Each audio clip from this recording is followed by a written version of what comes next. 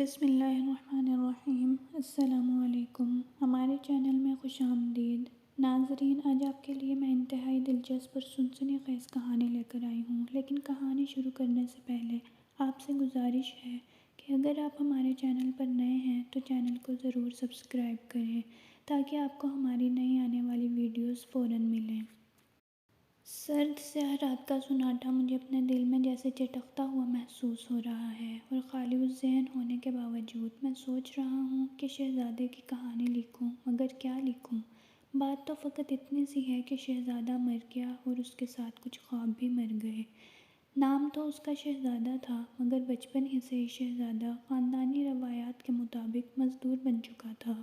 شہزادے کی قسمت میں تاج شاہی نہ سہی، مگر سینے میں بغاوت کا دیا ضرور روشن تھا، اور اس دیے کی روشنی میں شہزادہ کتابیں پڑھنے کی کوشش ضرور کرتا رہتا تھا۔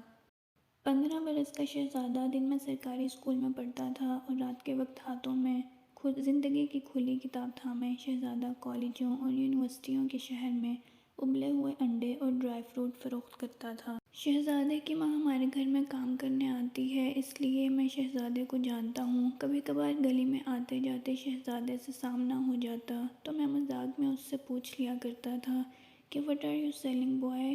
شہزادہ بھی اسی طرح خوش دلی سے جواب دیتا، "Boiled eggs, dry fruits and what not." شہزادہ اب کون سی جماعت میں ہے؟ میں اس سے پوچھتا۔ شہزادہ اب 9ویں جماعت میں ہے سر، اور سائنس پڑھ رہا ہے، وہ بھی اسی انداز میں جواب دیتا، گویا ہم اس کے بجائے کسی تیسرے کے متعلق بات کر رہے ہیں۔ تو شہزادہ سائنسدان بن کر کیا ایجاد کرے گا؟ میں نے اپنا دوسرا سوال اس کے سامنے رکھا۔ سر، سائنسدان بن کر شہزادے کی بات ابھی مکمل نہیں ہوئی تھی کہ کسی گھر کا دروازہ کھلتے دیکھ کر اس نے فی الحال سائنسدان بننے کے ارادے کو ترک کرتے ہوئے پھر سے آواز لگائی، "گرم انڈے، مونگ پھلی"، اور میں ہنستے ہوئے آگے نکل گیا۔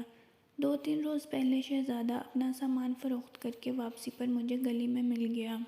"شہزادہ آج صبح صبح ہی گھر کو چل دیا؟" میں نے گھڑی کی طرف اشارہ کرتے ہوئے اس سے پوچھا، حالانکہ اس وقت رات کے 11 بج رہے تھے۔ آج شہزادہ مارکیٹ میں چلا گیا تھا، اس لیے جلدی ہی فارغ ہو گیا۔ شہزادہ پڑھ لکھ کر بڑا ہو کر کیا بنے گا؟ میرے لیے گویا معمول کا سوال تھا۔ سر، شہزادہ پھر ابلے ہوئے انڈے نہیں بیچا کرے گا؟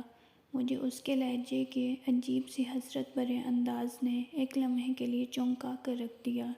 شہزادے کا دل کرتا ہے کہ وہ بڑا ہو کر کسی کالج میں سب کو مفت پڑھائے، انڈے تو گھر میں بھی ابال کر کھائے جا سکتے ہیں۔ شہزادے کی آنکھوں میں ایک ایسی چمک تھی جو خواب دیکھنے والوں کے حصے میں آتی ہے۔ شہزادہ خواب دیکھ رہا تھا۔ شہزادہ ابھی گلی کے نکڑ پر بھی نہیں پہنچا ہوگا کہ میں نے اسے گاؤن پہنے کلاس میں لیکچر دیتے ہوئے بھی دیکھنا شروع کر دیا تھا۔ اپنی سوچ کی اس برق رفتاری پر مجھے ہنسی آ گئی، مگر شہزادے کے لیے میں چاہتا تھا کہ یہ خواب خواب ہی نہ رہے، بلکہ ایک ٹھوس اور ناقابل تردید حقیقت بن جائے۔ 1-2 روز یوں ہی گزر گئے۔ اس کی اماں ہمارے گھر کام کرنے آئیں تو اس کی زبانی پتہ چلا کہ شہزادے نے 9ویں جماعت میں اپنے اسکول میں ٹاپ کیا ہے اور اسے انعام بھی ملا ہے۔ شہزادہ کہتا ہے کہ وہ پڑھ لکھ کر بڑے اسکول میں پڑھایا کرے گا۔ اس کی ماں کے لہجے کی خوشی دیکھنے سے زیادہ محسوس کرنے سے تعلق رکھتی تھی۔ اسکول سے آ کر اسے آرام کرنے کا وقت بھی نہیں ملتا اور اپنا سامان تیار کر کے بازار جانے کے لیے تیار ہو جاتا ہے۔ رات کو 11 بجے واپس آ کر کتابیں کاپیاں لے کر بیٹھ جاتا ہے۔ شہزادے کی ماں کی آنکھوں میں فخر اور دکھ گلے ملتے ہوئے صاف دکھائی دے رہے تھے۔ "بڑے اسکول کا ماسٹر بننے کے لیے بہت پڑھنا پڑتا ہے باجی؟" اس نے تصدیق طلب نظروں سے میری والدہ کی طرف دیکھتے ہوئے سوال کیا۔ "پڑھنا تو بہت پڑتا ہے زینب، مگر تیرا بیٹا ماشاءاللہ محنتی ہے، ضرور کامیاب ہوگا۔ تو اس کے لیے دعا کیا کر، اللہ خیر کرے گا"، میری اماں نے اسے سمجھانے والے انداز میں بتایا۔ "باجی، شہزادے کے لیے تو میرا پورا وجود ہی دعا ہے۔ میرا دل تو نہیں کرتا اس کو رات کی سردی میں باہر بھیجنے کو، مگر نہ بھیجوں تو گھر بھی تو نہیں چلتا۔ کبھی کبھی تو ڈر لگتا ہے کہ خدا نہ کرے اگر شہزادہ بڑے اسکول میں ماسٹر نہ بن سکا تو پھر کیا ہوگا؟ ساری حیاتی وہ انڈے مونگ پھلی ہی بیچتا رہے گا۔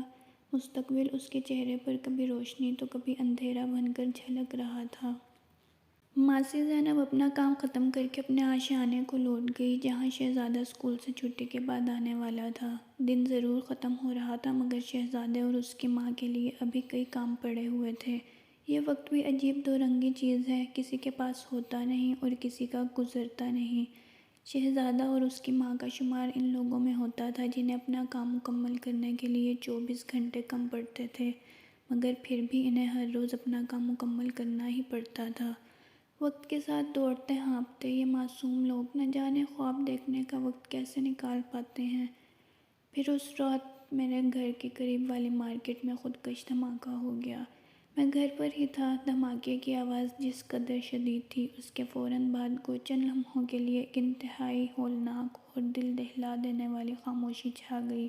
گویا زمین آسمان سب کچھ ساکت ہو گیا، صرف چند ساعتوں کے لیے۔ تھوڑی ہی دیر میں ایمبولینس گاڑیاں بین کرنے والے انداز میں ہارن بجاتی بار بار گزرنے لگی۔ مارکیٹ کا ایک حصہ ملبے کا ڈھیر بن چکا تھا اور جگہ جگہ آگ کے بڑے بڑے الاؤ جل رہے تھے۔ تھوڑی دیر کے بعد میں بھی وہاں جا پہنچا۔ پولیس اور دوسرے اداروں کے اہلکار لوگوں کے ساتھ مل کر زخمیوں اور جاں بحق ہونے والوں کو نکال رہے تھے۔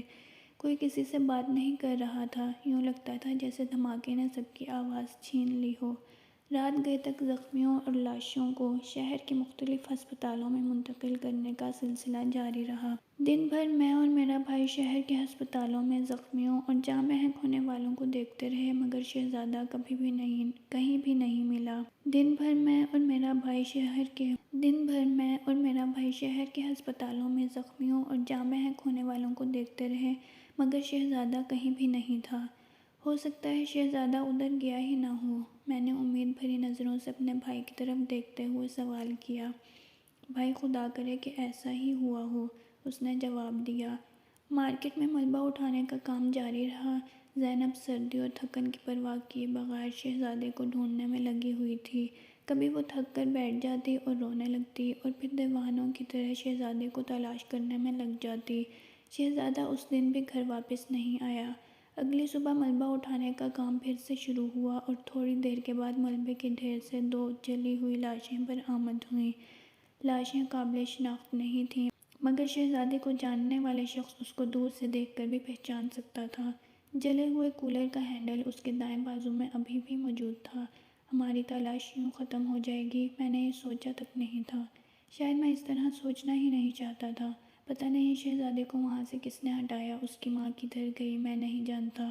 میں تو بس اپنے کمرے میں بیٹھا ہوا ہوں اور سوچ رہا ہوں کہ شہزادے کی کہانی لکھوں مگر کیا لکھوں۔ بات تو فقط اتنی سی ہے کہ شہزادہ مر گیا، اس کے ساتھ کچھ خواب بھی مر گئے اور شاید میرے الفاظ بھی۔